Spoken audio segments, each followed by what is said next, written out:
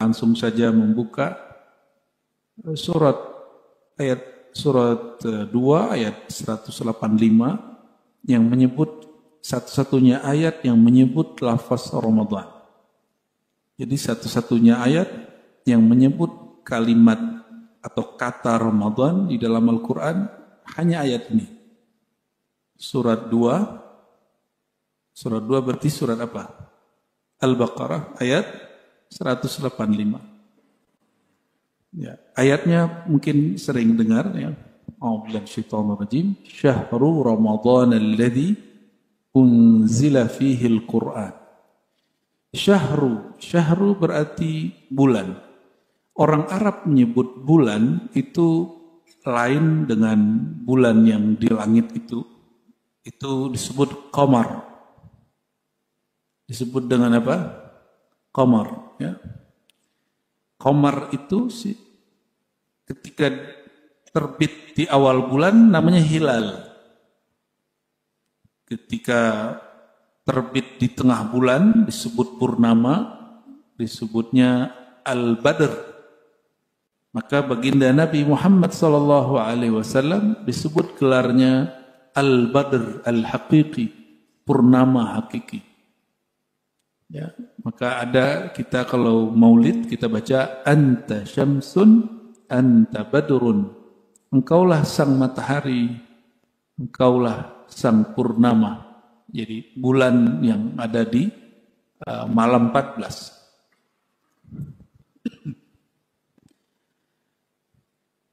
Sedangkan bulan dalam sebutan hitungan 1 sampai 29 atau 30 bahasa Arabnya syahrun. Jadi bulan yang dihitung ini disebut dengan syahrun. Apa arti syahr? Syahr sesuatu yang tampak. Maka ini satu akar kata dengan syuhrah masyhur. Masyhur bukan bahasa Betawi, bukan bahasa Melayu, bukan bahasa Jawa, bukan bahasa Padang, bukan bahasa Bugis, itu bahasa Arab yang berarti sesuatu yang tampak, masyhur, ya.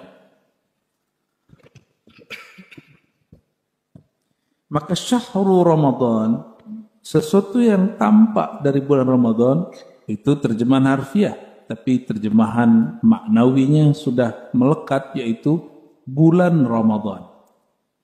Ya, syahrul Ramadan berarti silakan dicek ya, dalam kamus-kamus lama. Apa arti puasa? Yaitu mendekat kepada yang esa. Itu arti puasa. Sedangkan Ramadan, ini ada satu riwayat, tapi tidak sahih.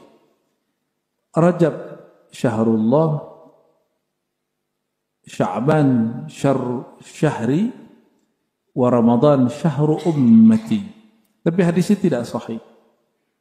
Namun ulama kita sering sebut hadis ini. Rajab itu bulan Allah, Sya'ban bulanku, kata Nabi Muhammad SAW, dan yang ketiga, Ramadan syahru ummati, bulan umatku.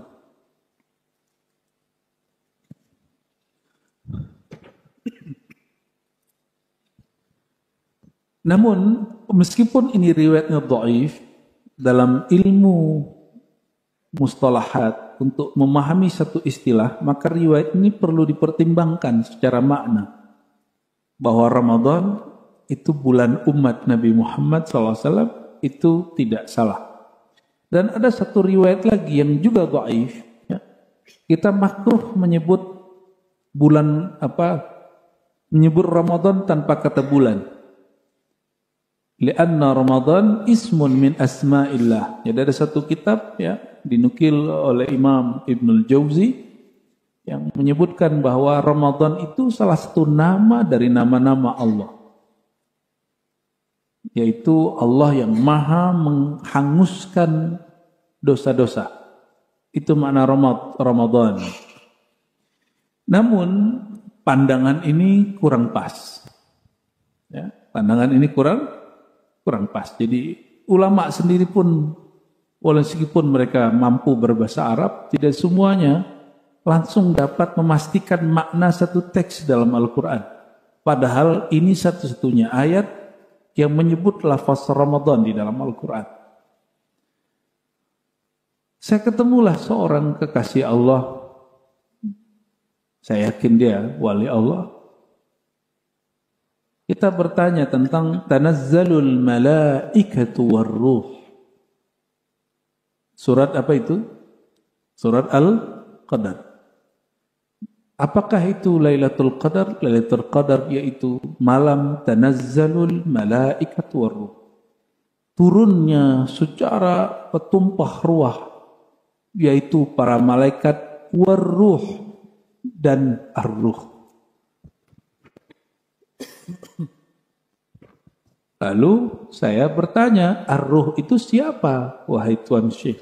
Jawaban beliau, itulah ruh Ramadan. Jadi ada beberapa seorang kekasih Allah menyebut ar-ruh itu namanya adalah Ramadan. Dari semua kalkulasi perbedaan-perbedaan itu ya, sebenarnya ada satu persamaan bahwa kata Ramadan itu kata suci. Lafaz ra mim dha alif nun Ramadan itu kalimat atau kata yang suci. Itu kesimpulannya sebenarnya. Jadi apakah Ramadan itu nama Allah atau nama roh yang turun malam Lailatul Qadar, atau itu bulan sebutan untuk bulan umat Nabi Muhammad SAW? Terserah kita memahami yang mana. Yang pasti Ramadan sesuatu yang sakral di dalam Al-Quran. Ya. Syahrul Ramadan alladhi unzila fihi al-Quran. Biasanya ini dibaca pas nuzul Quran. Ya, tadi pengurus juga menanyakan saya bisakah Syawal atau nuzul Quran, tapi saya belum menyanggupi ya. Dan memang tidak menerima ceramah tarawih Pak saya selama Ramadan, karena hanya ingin fokus menikmati bulannya umat Nabi Muhammad sallallahu alaihi wasallam. Mungkin agak beda sikap dengan para ustaz ya, karena bagi saya cukuplah 11 bulan berkhidmat untuk umat Nabi Muhammad SAW, dan saya kan juga bagian dari umat Nabi Muhammad SAW, ingin menikmati kenyamanan beribadah, menikmati bulan yang disebut bulan mulia Ramadan. Ya. Tapi jangan banyak-banyak orang kayak saya ini, nanti nggak ada yang ceramah malam Ramadan ya. Jadi kita bersyukur ada yang mau berceramah bulan Ramadan tiap malam, dan itu nikmat sekali ya. Sampai hari ini mungkin Bapak Ibu saudara-saudariku punya memori yang indah tentang Ramadan. Ya, memori itu anak lain cerita Bapak Ibu. Anak-anak itu senang kalau di depan masjid itu ada yang jualan makanan dan mainan. Saran saya itu dikelola masjid. Dan jangan dilarang, biarin aja. Anak-anak itu senangnya begitu. Maka dia tahu masjid itu bulan asik. Ramadan itu bulan asik. Jadi sesuatu yang tertanam di alam bawah sadar saya, kalau bulan Ramadan banyak orang jualan makanan ringan di depan masjid. Banyak orang kemudian menikmati malam itu, meskipun kita di dalam ada yang sholat, di luar mereka cuma berkeliaran anak-anak. Itu rasanya indah sekali. Ya. Semoga nggak tahu kalau masjid sini apakah itu dikelola atau tidak, atau dilepas begitu aja, atau malah dilarang. Dan saya tidak menyarankan untuk dilarang. Karena baginda Nabi Muhammad SAW bikin masjid depannya pasar. Nggak terganggu kok. Cuma ada satu kejadian, beliau sedang khutbah Jumat, lalu ada orang-orang dari Syam bawa mainan dan bawa bahan jualan dari negeri Syam. Bubar itu Jumat, sisa 12 orang. Jadi selevel sahabat terganggu loh dengan mainan itu. Tapi itu pas Jumatan. Kalau tarawih kan nggak wajib. Yang wajib itu sholat Sholat isya aja Pak. Ya kita nggak usah paksakan orang tuh hal yang nggak wajib. Yang mesti kita jaga adalah kesakralan bulan itu. Bahwa bulan itu asik. Ya. Saya tidak akan bahas bahwa bulan Ramadan itu kutiba alaikumusiyam. Nah, nanti kalau saya bahas itu, nanti Bapak Ibu bosan dengerin ceramah bulan Ramadan. Karena setiap ustadz nanti bahas ayat itu. Ya. Setiap ustadz pasti nyebut ayat itu. Kita nggak akan bahas ayat. Saya mau bahas ayat 185-nya aja. Ramadan itu unzila fihil Quran. Diturunkan di dalamnya Quran. Kita sering dengar bahwa, mohon maaf ya, nuzul Quran malam 17, benar nggak? Sampai hari ini saya tidak bertemu riwayatnya. Yang ketemu adalah bulan Ramadan turun Quran, yaitu Ramadan ke-24, artinya malamnya malam 25. Lalu gimana cara memahaminya? Ini kan riwayat yang ada di riwayat Imam Ahmad dan riwayatnya sahih. Wa unzilal furqan, dan diturunkan al-furqan yaitu Al-Quran pada malam 24, ya, pada hari ke-24 atau malam 25. Lailatul Qadar itu Laila malam, inna anzalnahu fi Lailatul Qadar, surat Al-Qadar. Sungguh kami turunkan Al-Quran itu pada malam Al-Qadar. Maka Lailatul Qadar itu malam nuzul Quran. Ini kaidahnya. Inna anzalnahu, sungguh kami turunkannya, yaitu Al-Quran pada malam Qadar. Lalu malam Lailatul Qadar itu sebelum 20 atau setelah 20? Malam Lailatul Qadar sebelum atau setelah? Ini bukan mau nyalah-nyalahin tradisi, tidak, tapi sekedar bab keilmuan. Sekedar bab keilmuan. Saya mau tanya Bapak Ibu, semua yang kita dengar selama ini Lailatul Qadar sebelum 20 atau setelah 20? Jadi seorang sahabat mengatakan, aku mendengar Nabi Muhammad SAW, hadis Sahih Bukhari, ya, uritukum Lailatul Qadar, aku diperlihatkan Lailatul Qadar, tapi aku lupa, kata baginda Nabi Muhammad SAW, faltamisuha fil ashril awakhir, maka carilah Lailatul Qadar itu di 10 hari terakhir. Hadis Sahih Bukhari, Sahih Muslim, Abu Daud, Tirmizi, Nasai, Ibnu Majah, Ahmad, Malik, semuanya meriwayatkan hal yang sama. Apa maksudnya? Apabila Lailatul Qadar itu bukan malam sebelum 20 dan Lailatul Qadar itu malam turunnya Quran dan turunnya malaikat dan ar-ruh, maka benarlah hadis Imam Ahmad itu unzilal furqan, diturunkan soal Quran pada malam ke-25 hari ke-24, bukan malam 17. 17 itu hari perjuangan Ahlul Quran yang disebut hari perjuangan Ahlul Badar, disebut perang Badar. Ulama kita sering memperingati Lailatul Qadar, mengikuti Quran, turun Quran digabung dengan haul Ahlul Qadar. Jadi kalau kami di majelis, saya secara pribadi malam 17 itu sengaja mengirimkan Fatihah dan tawassul kepada Ahlul Badar yang jumlahnya 313. Dan ini sudah disusun oleh Imam Syekh Al-Barzanji. Jadi ada tawassul bi asma'i ahlil badar. Tawassul dengan nama-nama Ahlul Badar itu malam ke-17.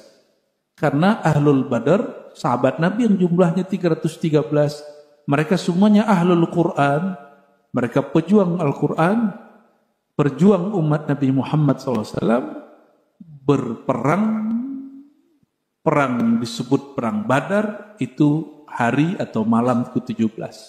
Ya, siangnya siang puasa, malamnya qiyamul lail. Bayangkan. Dan kualitas mereka, Bapak Ibu, kualitas Ahlul Badar. Jadi Ahlul Badar ini boleh diartikan Ahlul Quran. Kata Nabi SAW di hadis Imam Bukhari, ini buat mereka loh ya, bukan buat kita. Kecuali kita sampai di makom itu. Sepertinya belum. Ya. I'malu ma syi'tum fa innallaha qad ghafara lakum. Berbuatlah sesukamu, Allah pasti telah mengampunimu. Qad ghafara, sungguh telah mengampunimu. Maka Ahlul Badar itu meskipun disampaikan begitu, mereka bukan berarti kemudian meninggalkan syariat, enggak. Itu kalimat ungkapan dari Nabi Muhammad SAW bukan untuk mengangkat syariat dari mereka, tapi sedang ingin menunjukkan, hei Ahlul Badar, kalian itu dicintai oleh Allah. Karena kalian dicintai oleh Allah, berbuatlah sesuka kalian sesuai nur cintanya itu. Bukan berarti kemudian mereka boleh maksiat, tidak ya.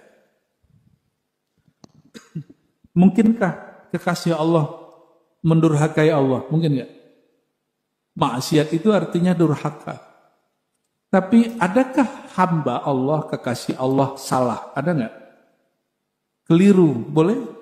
Ya, itu terjadi. Adakah seorang hamba Allah dia terlepas dari kesalahan? Enggak ada. Karena tidak ada, Nabi Muhammad SAW sudahlah ya. Allah pasti maafkan kalian wahai Ahlul Badar. Nah, jadi itu faktanya yang ada di dalam keilmuan kita. Namun saya begini, bukan sedang ingin membid'ahkan malam nuzul Quran. Memperingati nuzul Quran itu peristiwa sejarah yang kemudian kita ingin peringati, enggak mesti malam 17. Bisa malam 20, bisa malam 25, terserah. Jadi kalau orang bertanya, boleh enggak buat nuzul Quran malam memperingati Quran malam 17? Kalau mau peringatinya enggak ada masalah. Ya. Yang masalah itu meyakini Quran itu turun malam 17, itu baru kita protes. Ya. Itu sebabnya mohon maaf Pak Pengurus, saya nggak pernah mau sebenarnya nggak pernah mau lagi ngisi peringatan nuzul Quran malam 17, karena khawatir orang-orang berpikir begitu. Dan setiap tahun masa saya harus mengulang-ulang itu sebenarnya ya. Ya, jika ada yang membaca bacaan referensi lain, silakan untuk tidak sepakat ya. Cuma ini wilayah yang boleh kita sepakat dan tidak sepakat. Tapi sejauh yang kami teliti, tapi penelitian itu bisa benar, bisa salah. Namun insya Allah ini mendekati kebenaran. Malam nuzul Quran yang di zaman baginda Nabi Muhammad SAW yang turunnya Iqra itu malam ke-25. Ya, malam ke-25. Berarti di tahun itu Lailatul Qadar malam ke-25. Di tahun yang lain malam 27. Di tahun yang lain malam ke-29. Bahkan malam 21, 23 dan lain sebagainya. Kita kembali ke sini. Jadi yang pasti lagi bahwa Al-Quran turun dari Loh Mahfuz, bahkan dari sisi Allah ke Loh Mahfuz, Mahfuz ke dunia, sama'ud dunia, itu turunnya satu, jumlah wahidah. Tapi diturunkan secara parsial, satu surat atau beberapa surat, secara bertahap lebih kurang selama 20 tahun lebih. Ya, jadi ada perbedaan antara turun yang disebut turun dari minas sama minal Lauh Mahfuz ila sama dunia. Jadi dari Lauh Mahfuz turun ke langit dunia itu turunnya sekali aja. Dari langit dunia turun ke bumi itu lamanya 20 tahun lebih. Itu perbedaan dengan kitab-kitab suci sebelumnya, turunnya langsung. Kalau Al-Quran diturunkan sedikit-sedikit. Bahkan surat Al-Alaq ya, Iqra bismi rabbikal ladzi khalaq, itu turun pertamanya hanya 5. Baru turun lagi di bulan kapan? Kalimat setelahnya. Iqra, ya. Dan sungguh aneh, banyak ulama, banyak ustadz, ya, banyak kiai, banyak penceramah, khususnya pengkhotbah dan penceramah, tahu ayat ini tapi tidak melakukannya. Menceramahkan mari membaca, tapi dia jarang membaca. Dia lebih banyak berbicara dari membaca. Makanya kami Bapak Ibu, mungkin kalau saya tidak ngambil ceramah itu seperti sahabat-sahabat saya yang mereka semangat sekali, itu kita kagum juga. Tapi saya bertanya-tanya, jadi kawan saya itu seminggu berapa hari Bapak Ibu? 7. Dia ngisi seminggu 30 titik ceramah. Di teman-teman saya ini semangat sekali ceramah. Berarti kalau seminggu 30, sebulannya berapa? 120 titik. Saya mikir, mata yaqra, kapan dia membaca? Itu problemnya. Jadi problem pendakwah kita, mohon maaf, mereka mengutamakan kuantitas ceramah, bukan kualitas ceramah. Ini jadi PR besar bagi kita, ya. Karena saya pernah dari 2013 sampai 2018 itu mengisi daurah-daurah dakwah, daurah-daurah para ustadz dan dai. Ada sebagian yang kita kirim ke luar negeri, ada yang kita kirim ke pelosok. Apa problemnya? Kualitas baca pendakwah kita sangat minim dan rendah sekali. Maka saya berharap semoga Pak Pengurus, ya, mungkin tidak terlalu selektif, tapi filterlah siapa yang akan berkhutbah, siapa yang akan berceramah, ya. Dan seandainya ceramah saya pun kurang berkualitas, nggak usah diterusin juga. Karena ini satu-satunya dual, ya. Satu tempat saya tinggal di Depok, yang di Pengasinan sana, satu di sini Pak. Jadi subuh sebulan itu saya cuma 2 kali ini aja. Yang lain sudah enggak, karena saya mikir ingin kualitas aja. Pengennya kita menjelaskan yang lebih berkualitas daripada berkuantitas. Tapi beberapa tahun sebelumnya, hampir tiap subuh saya ada ceramah. Jadi kalau sebulan itu ada 30 hari, ya tiap pagi saya ceramah dulu itu. Nah, namun sebelum pandemi, ini nikmat dari Allah, hampir nih lebih dari 10 tahun, ya. Saya nggak bisa sebutkan sampai 15 atau 17 tahun, tapi saya sebut lebih dari 10 tahun. 5 kali dalam sepekan saya ngajar dalam bahasa Arab, mengajarkan kitab-kitab hadis dan kitab akidah. Jadi kita pakai khatam kitab, ganti lagi, khatam kitab, ganti lagi. Sehingga saya menikmati hari ini, hanya cukup mengingat sebentar hadis-hadis yang dulu kami baca dan hafalkan. Jadi nggak perlu persiapan. Nah itu nikmatnya, alhamdulillah. Ya, karena saya banyak juga melihat ini, mohon maaf Bapak Ibu, orang benci Yahudi, tapi dia menikmati produk Yahudi.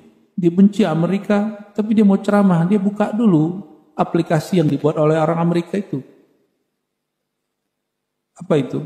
Ustadz sebelum ceramah sekarang buka apa?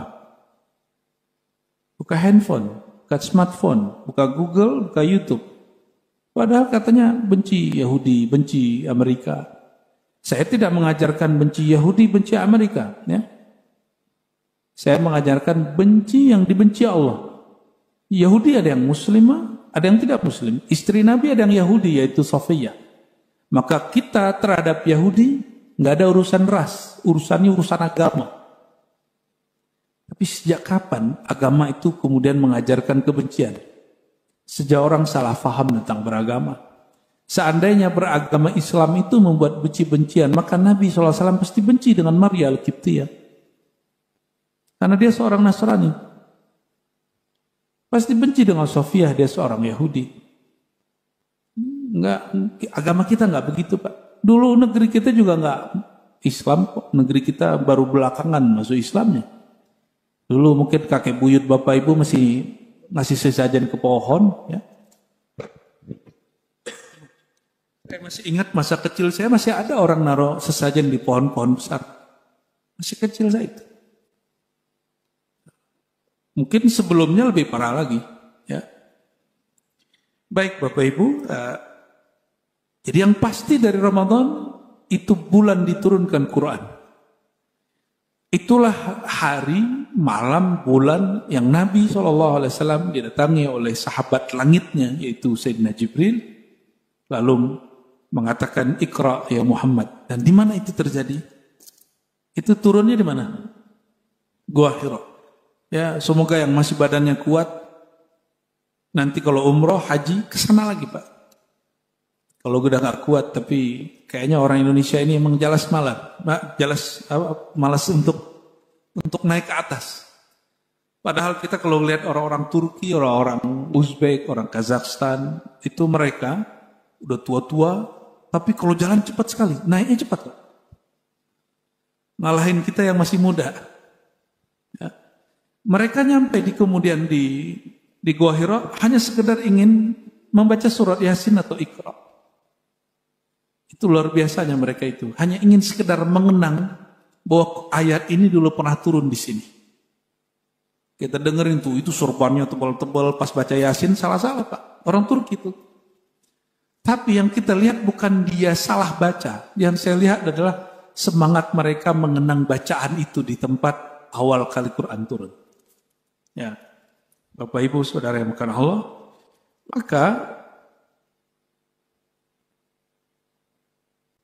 berdasarkan ayat ini tidak dipandang apakah Quran itu turun malam 25, malam berapa, enggak. Yang penting Ramadan, maka itu malam atau hari atau bulan, boleh juga syahrul Quran. Jadi sebutan lain dari Ramadan, kalau ayat 183-nya syahrus siyam, bulan untuk puasa, maka ayat 185-nya Ramadan itu bulan Quran. Ya. Kita lihat para imam baca Quran. Ini percaya atau tidak, ada orang yang baca Quran, dia sudah pindah alam. Kalau kita baca Quran kan masih tunduk dengan hukum waktu yang ada. Biasanya 1 juz berapa menit Bapak Ibu? Ada 1 jam? 45 menit paling cepat. Paling cepat, betul? Sayyidina Utsman, sebagaimana disebutkan oleh Imam Nawawi dalam Tibyan, ya. Kitab Tibyan itu tentang adab-adab penghafal dan pembaca Quran. Dan ini juga diriwayatkan dalam riwayat yang sahih. Sayyidina Utsman khatam Quran, kalau bulan Ramadan khususnya, 8 khatamat. 8 kali sehari. Masuk akal? Akal kita nggak masuk, tapi akal Sayyidina Utsman masuk. Akal kita nggak masuk, tapi akal Sayyidina Utsman masuk. Di dalam ilmu zikir, kita punya saudara, ya, ahli zikir. Saya baru paham apa yang terjadi pada Sayyidina Utsman ketika ketemu orang ini. Jadi teman-teman saya ahlul Quran, mereka ada cara khatam Quran dengan cara cepat. Nah, kita kalau dengar itu dengarnya kayak suara lebah. Padahal bagi mereka bacaannya jelas. Kalau kita kan baca Bismillahirrahmanirrahim. Kalau mereka enggak. Bismillahirrahmanirrahim. Itu bacaan sendiri, tapi tidak dianjurkan bacaan begitu jadi imam. Seperti yang terjadi di beberapa tempat di Jawa, ya. Tidak hanya di Jawa Pak, di kampung saya juga ada yang begitu. Karena kalau untuk jadi imam itu babnya sudah beda. Jadi imam itu falikhaffif, ringankanlah bacaannya, baguskanlah. Bukan berarti cepat-cepat. Falikhaffif itu bukan cepat-cepat, tapi diringankan bacaannya, jangan panjang-panjang. Bukan buru-buru.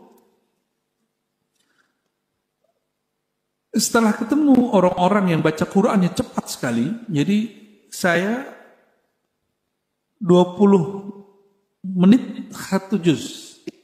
Dia 10 menit 1 juz.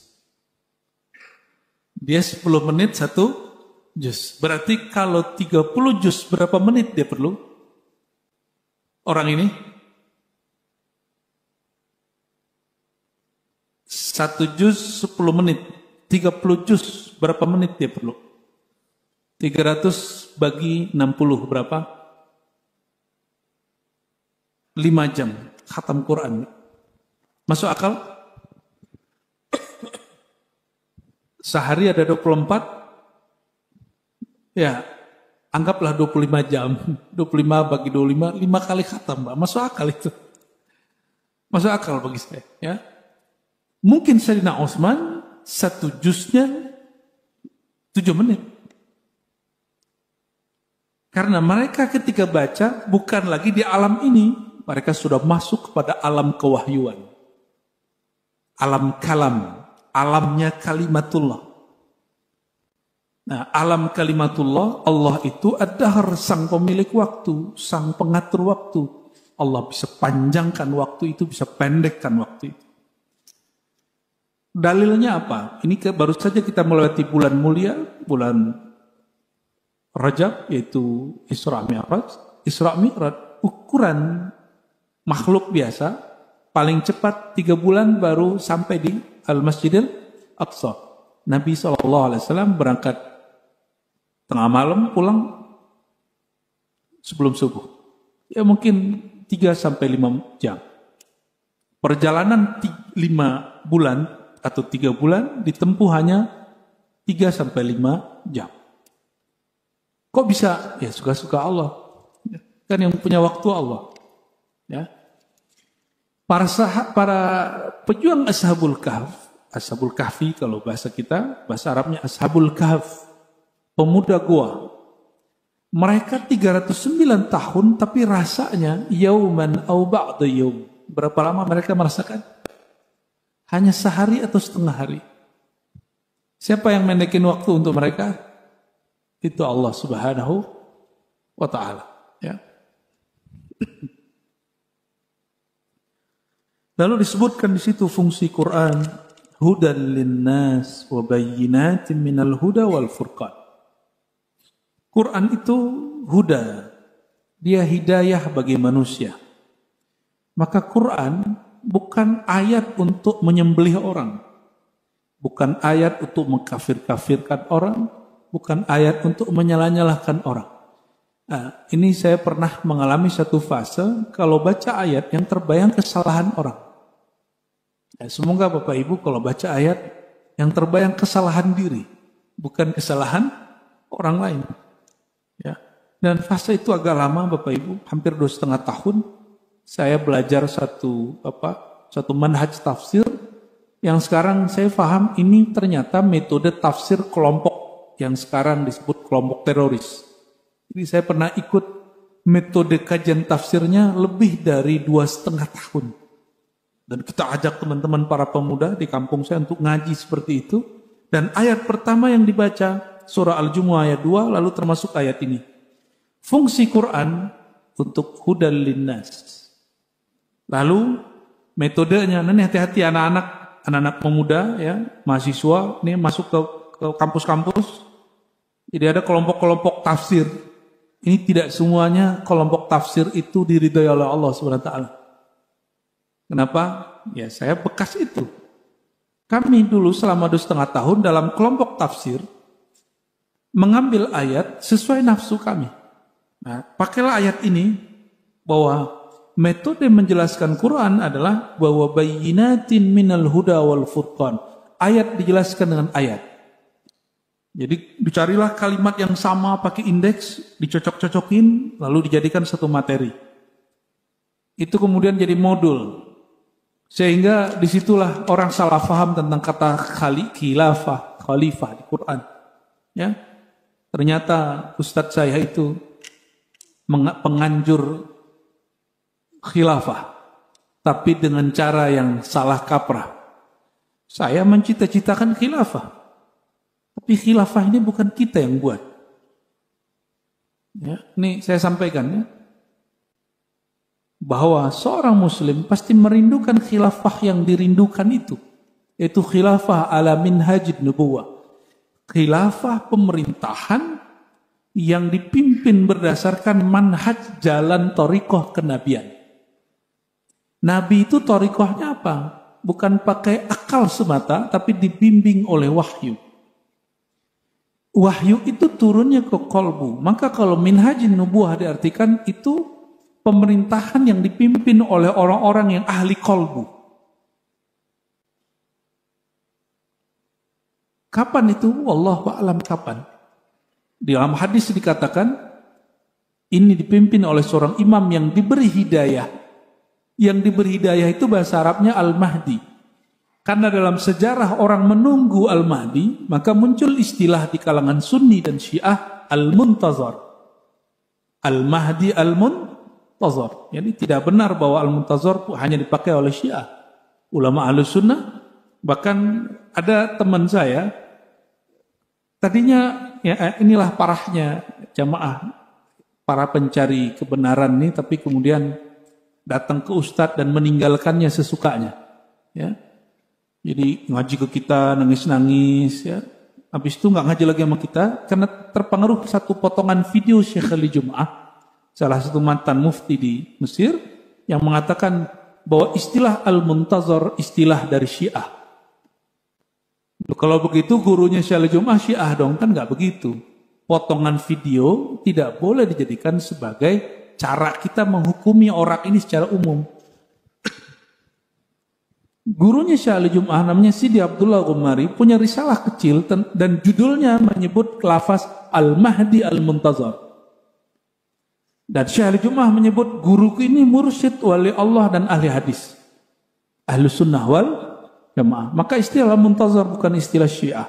Itu istilah yang muncul di kalangan Ahlus Sunnah dan juga dipakai oleh kalangan Syiah. Ya. Nah, kita tidak ada urusan dengan itu. Urusan kita mengikuti sunnah Nabi Muhammad sallallahu alaihi wasallam.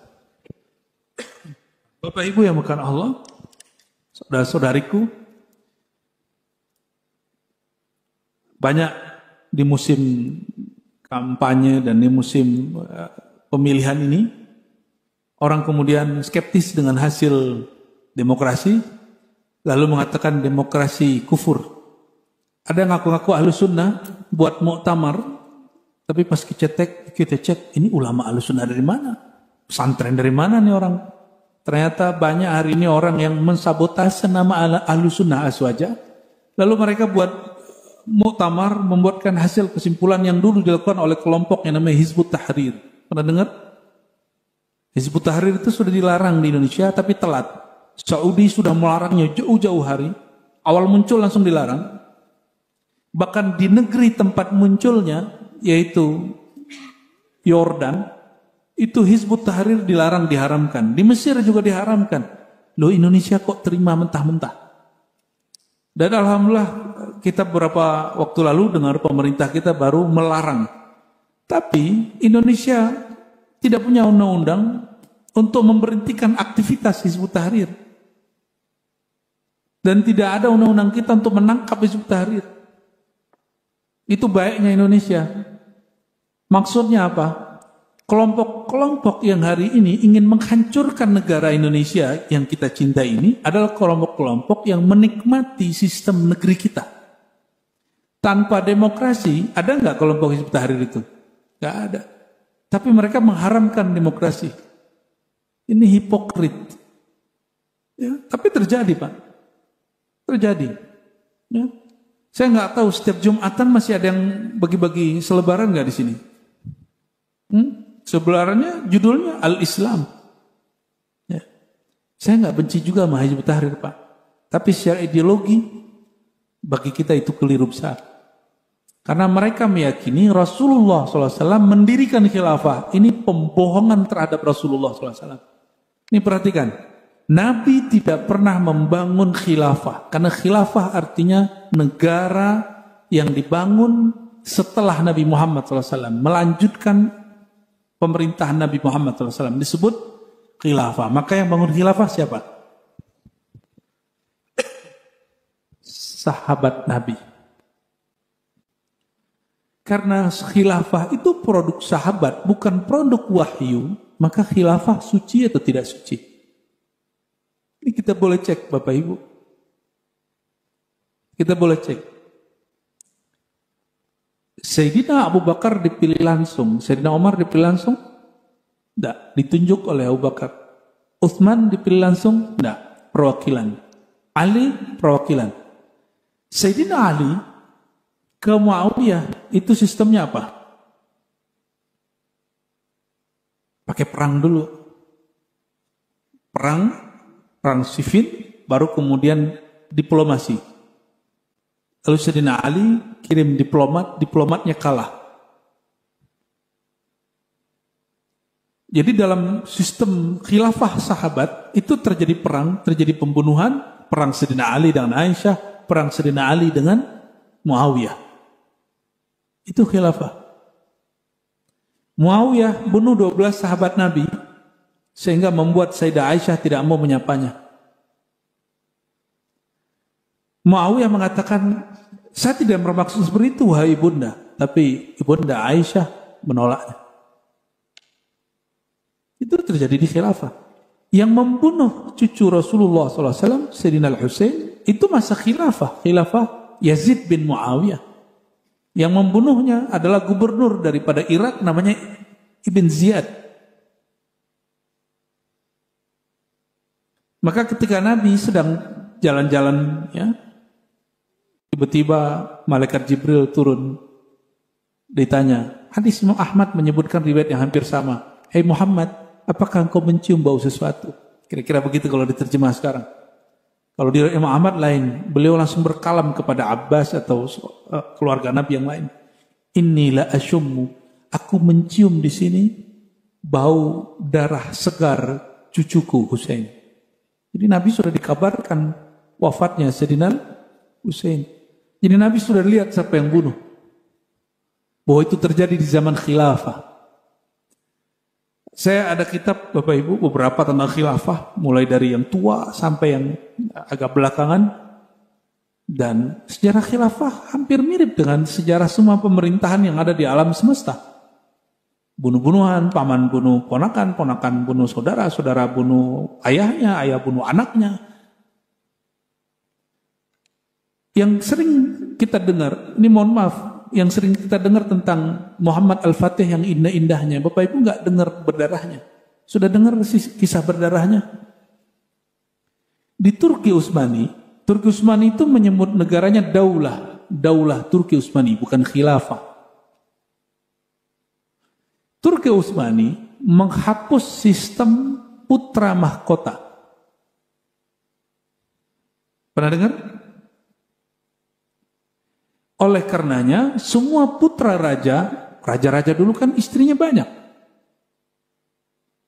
Ulamanya juga istrinya banyak. Tapi ini beda kalau raja punya istri banyak dengan ustadz punya istri banyak, itu beda. Kalau raja punya istri banyak, efeknya kepada pelanjut dia. Muhammad Khan atau Mehmet Khan kata orang sana, belum namanya Al-Fatih. Gelar Al-Fatih belum disematkan. Dididik bukan juga oleh seorang muslim, dididik oleh seorang ibu tirinya atau seorang ibu asuhnya yang seorang non muslim,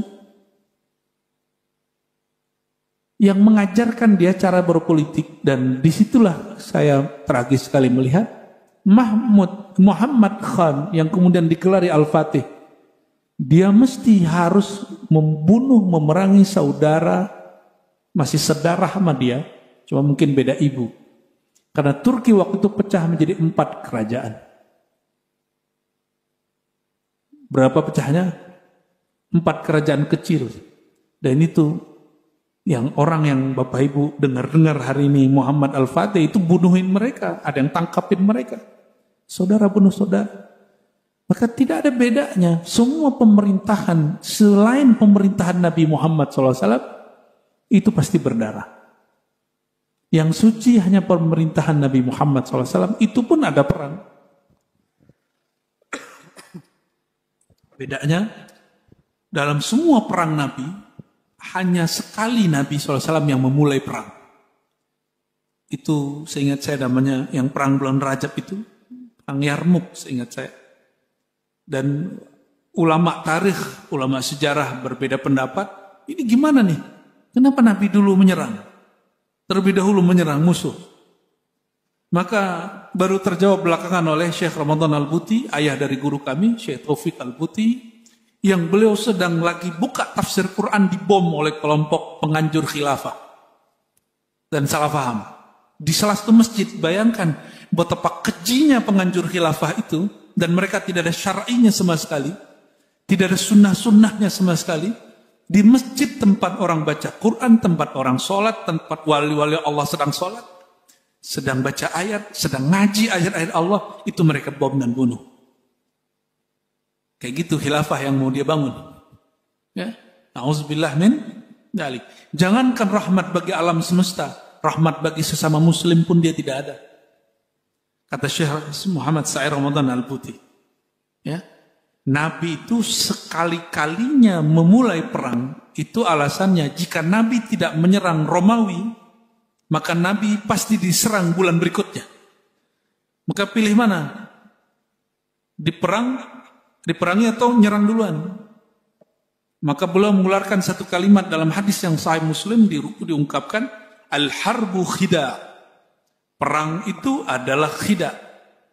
Ya, strategi atau kalau terjemahan harfiahnya tipu daya. Kalau saya menerjemahkan strategi.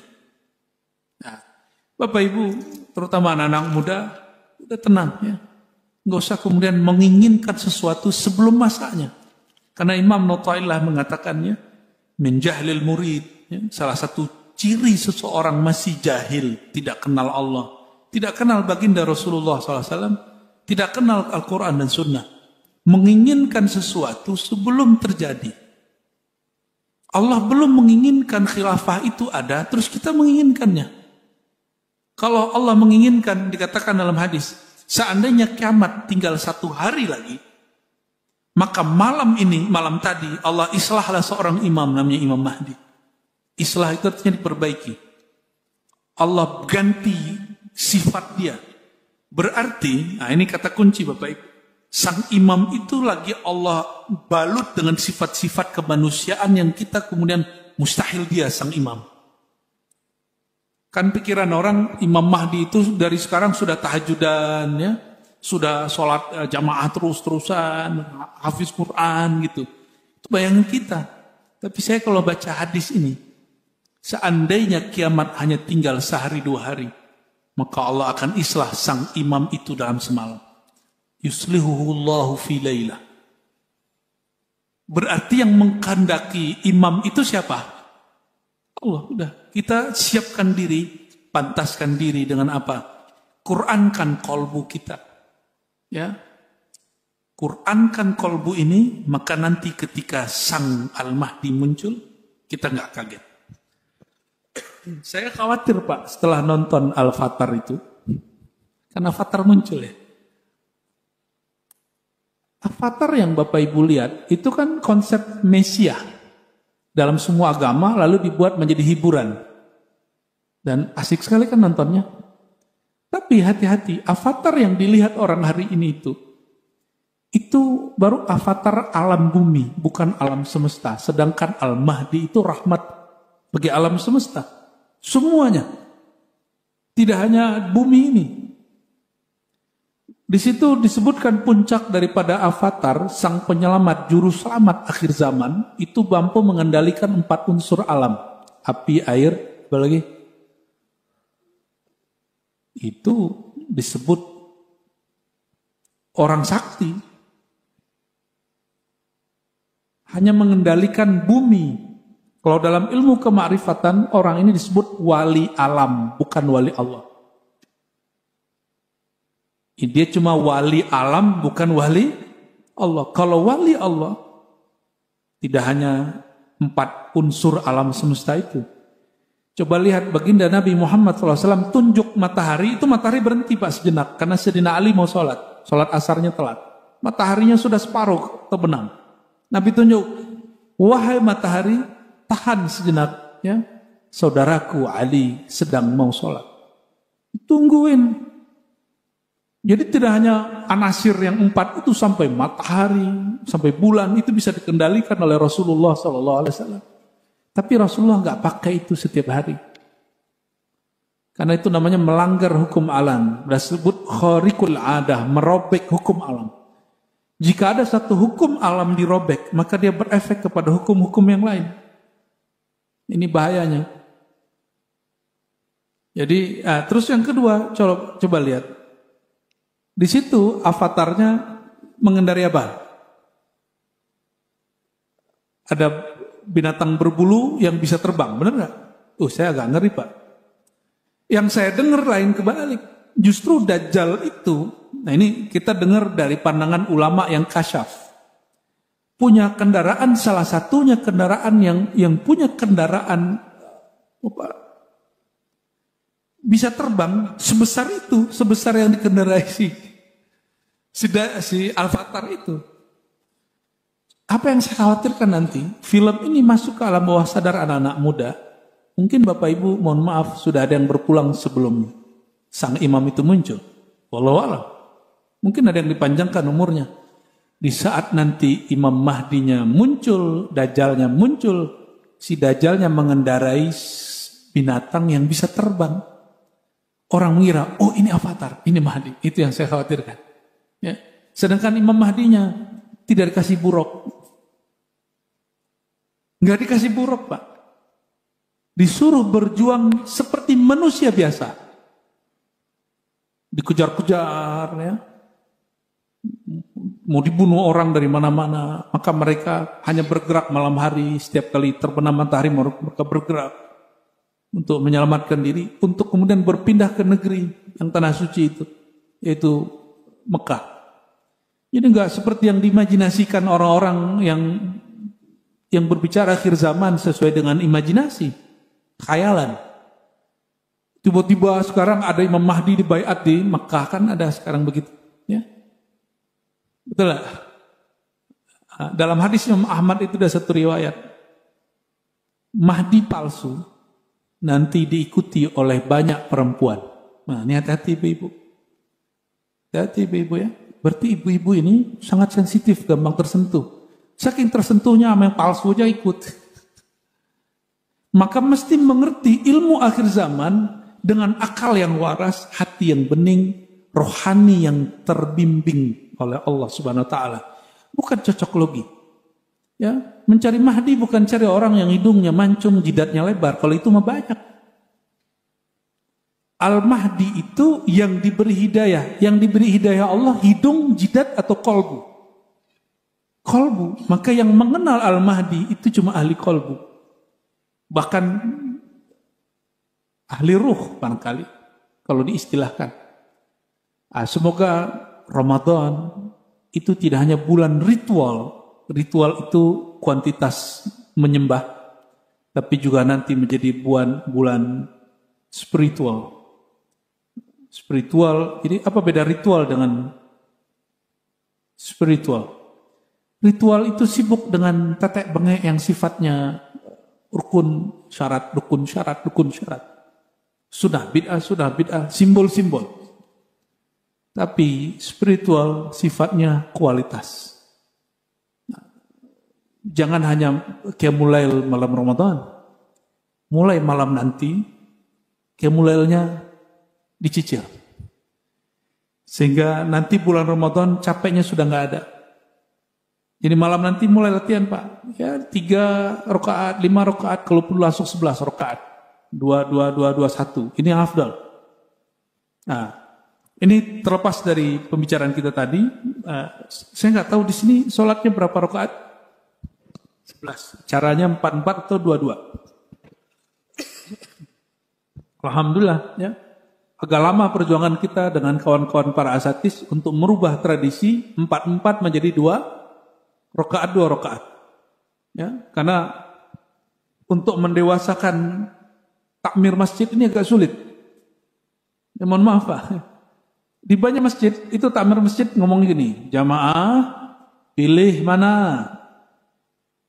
4 atau 2. Kalau jamaah pasti milihnya apa? 4 cepat. Pilih mana 20 atau 11? Jamaah pilihnya mana? Tuh, karena persoalan hukum dimusyawarahkan bukan dengan ahlinya, tapi dengan orang awam. Kalau sama ulama, Kalau ulama loh Pak ya, pasti jawabnya 20. Karena 11 itu bukan sholat tarawih. Nabi itu sholat 11 rakaat itu di bulan Ramadan dan di luar Ramadan. Ada sholat tarawih di luar Ramadan?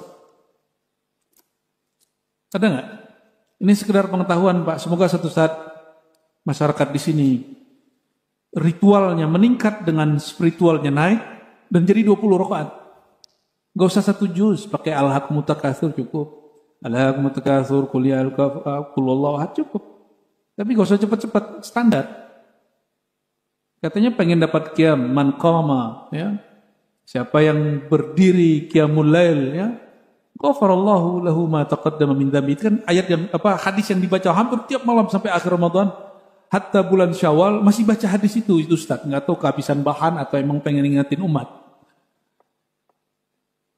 Jadi kalau yang tepat, ini mohon maaf pengurus kan mengerti hukum.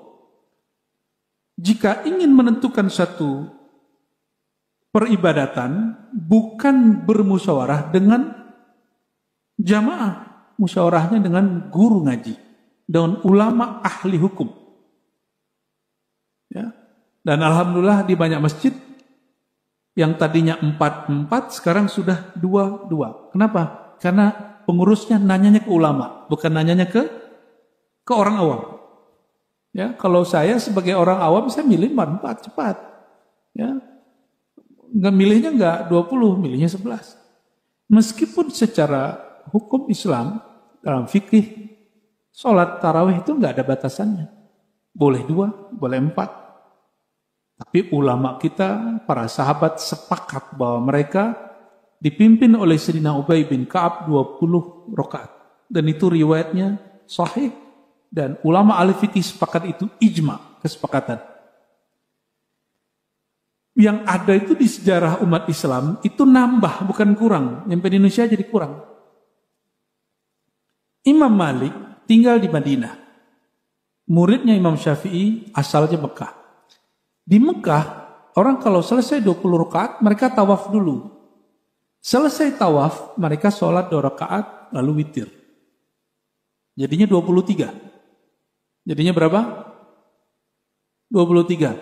Selama tawaf itu, Imam Malik mikir, kalau orang Mekah begitu, supaya selesainya hampir sama, maka beliau melanjutkan 20 rakaat menjadi 36 rakaat. Yang ada sejarahnya nambah. Bukan berkurang, Pak. Giliran bab hari raya, Mekah duluan. Giliran sholat malam, nggak nanya Mekah berapa rakaat. Betul nggak?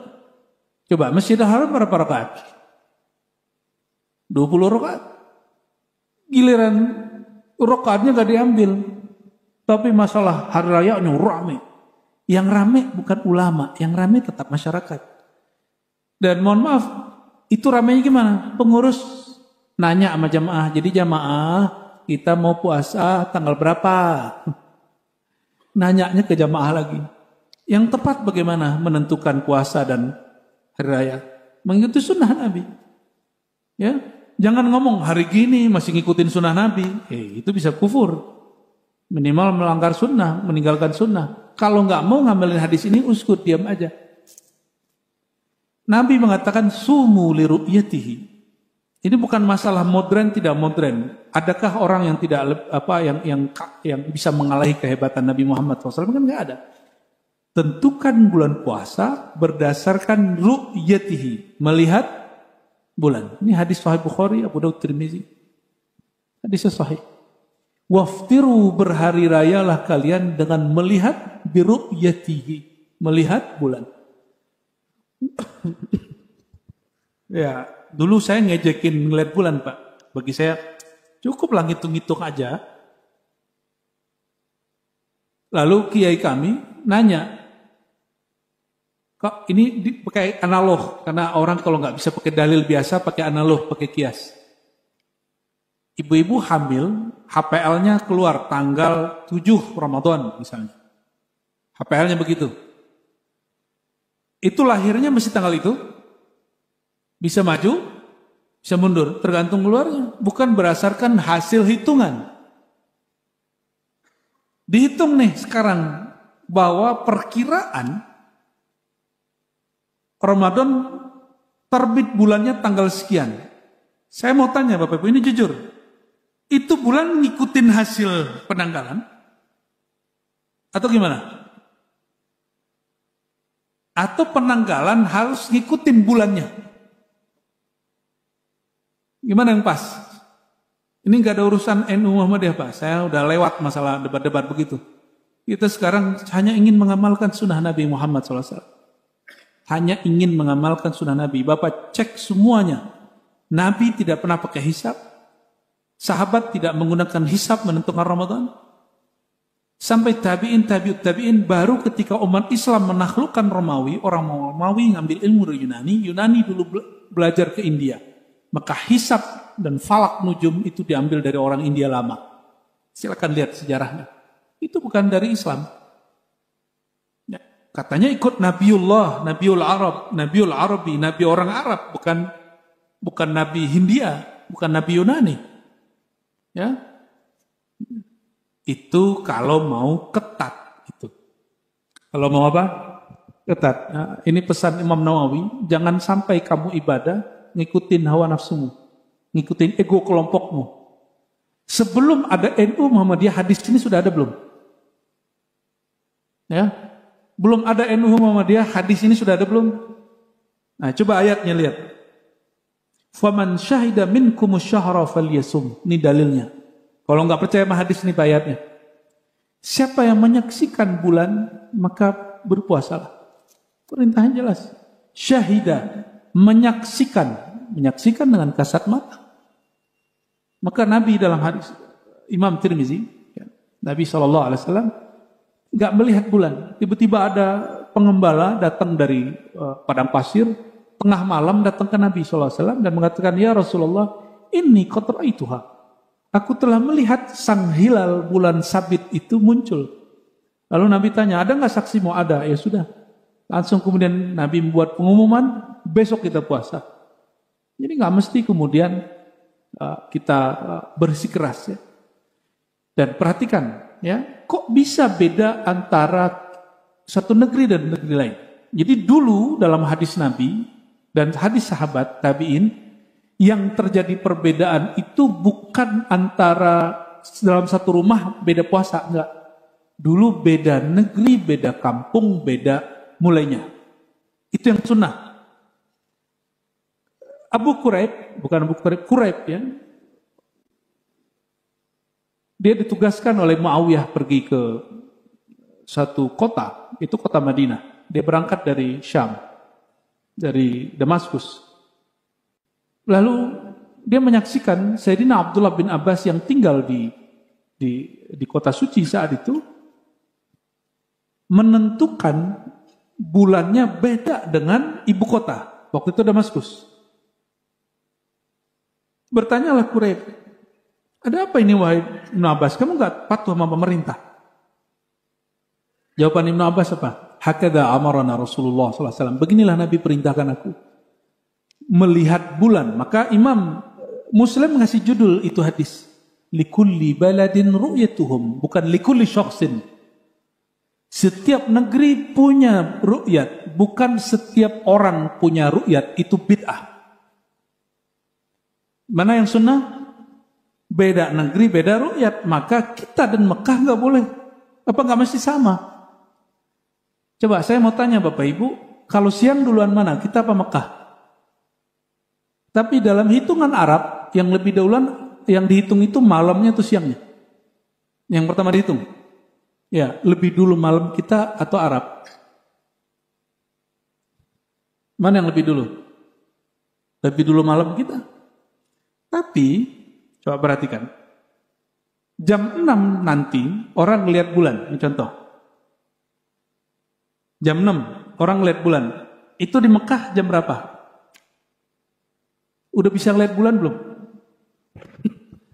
Orang Indonesia memutuskan, kami sudah lihat dari Sabang sampai Merauke, bulan tidak terlihat. Karena apa? Karena mendung atau lain sebagainya. Di Arab jarang mendung. Di jam, kita sudah jam 10, mereka jam 6. bulannya sudah terbit. Bulannya sudah terbit. Itulah kenapa Mekah bisa lebih dahulu puasa dan Syawal daripada kita. Jadi nggak usah kemudian norak itu pengurus nelpon-nelpon sampai ke Mekah. Ustadz Mutawafi ditanya, Ustadz Mekah itu gimana? Sudes kapan? Itu norak namanya Pak ya, nggak punya ilmu. Kalau ngikutin ilmu Indonesia, hebatnya Indonesia ini nggak maksa-maksa, itu aja hebatnya. Ya. Tim Isbat itu sudah paling oke. Tim Isbat itu bukan NU, bukan Muhammadiyah. Tapi dia semua kelompok masuk, tapi Muhammadiyah keluar. Ya, Muhammadiyah keluar benar. Ini saya punya kakek itu rata-rata Muhammadiyah, tapi bapak saya seorang sufi, mursyid Thariqah. Tante saya ada yang masih ketua Aisyah. Kami beda puasa emang. Tapi kami sepakat puasa itu 1 Ramadan, cuma beda hari aja.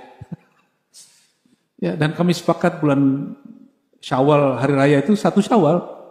Nggak ada yang sholat Id itu tanggal 2 itu nggak ada. Cuma beda hari. Dan sejarah itu muncul sekarang Bapak Ibu, saya nggak tahu ini fenomena apa. Yang ada di kitab-kitab lama ulama salaf soleh kalam hadis, yang berbeda itu negeri, bukan satu rumah beda. Ya, tapi itu sudah menguntungkan saya Bapak Ibu. Kalau saya ini suka khutbah, saya bisa dapat 2 proyek gitu. Seharusnya kita berdoa aja biar itu diabadikan ini. Tapi alhamdulillah saya jarang sekali khutbah Id, jarang ya. Saya biasa jadi makmum. Bapak Ibu yang makan Allah, maka saya berharap jangan khawatir kok umat Islam setiap tahun ribut masalah awal Ramadan, itu biasa. Kalau sudah faham bab ini, tidak usah batalkan Muhammadiyah, karena Muhammadiyah pakai hadis, tapi hadisnya lewat ijtihad. Kami inna ummatun ummiyah, kami umat yang ummi, tidak berhisab, tidak menghitung. Gitu. Maka bulan sekian-sekian pakai hitungan. Dalil ini tidak nyuruh pakai hisab, tapi tim ulama Muhammadiyah ngotot sampai hari ini mengatakan bahwa itu dalil hisab.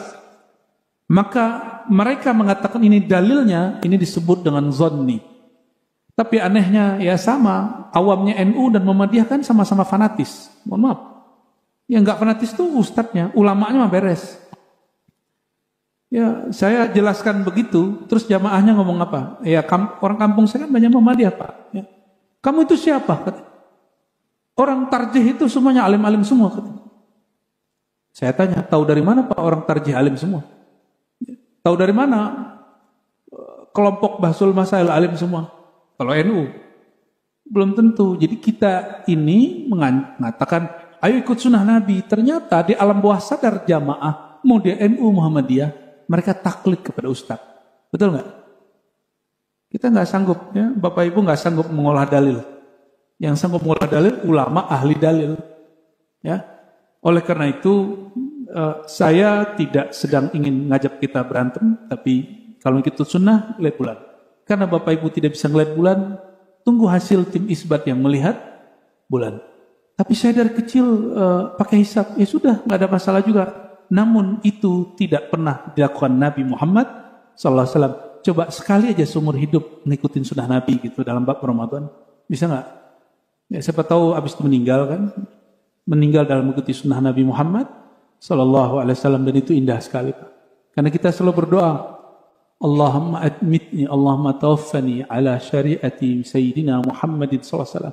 Ya Allah, jika engkau matikan aku, matikan dalam syariat ajaran Nabi Muhammad SAW. Jadi saya tidak mempersalahkan itu, karena memang ada keilmuannya, tapi dia tidak sekuat orang yang mengamalkan sunnah Nabi tanpa penjelasan yang seperti tadi. Barangkali itu Bapak Ibu, semoga kepalanya tidak pusing meskipun agak hot. Karena khilafah dibahas, khilafiyah pun dibahas. Bagi saya tarhib Ramadan, menyambut tarhib artinya menyambut Ramadan, berarti menyambut selamat berbeda pendapat, selamat berbeda cara beramal. Mari kita rayakan perbedaan ini sebagai hamba Allah Subhanahu wa ta'ala. Bukan, tidak perlu tengkar-tengkar, Tapi kalau sudah punya pemahaman, pahami dengan ilmunya, lalu amalkan dengan sesungguh, Allah yaftah lana walakum, Allah akan bukakan nurnya.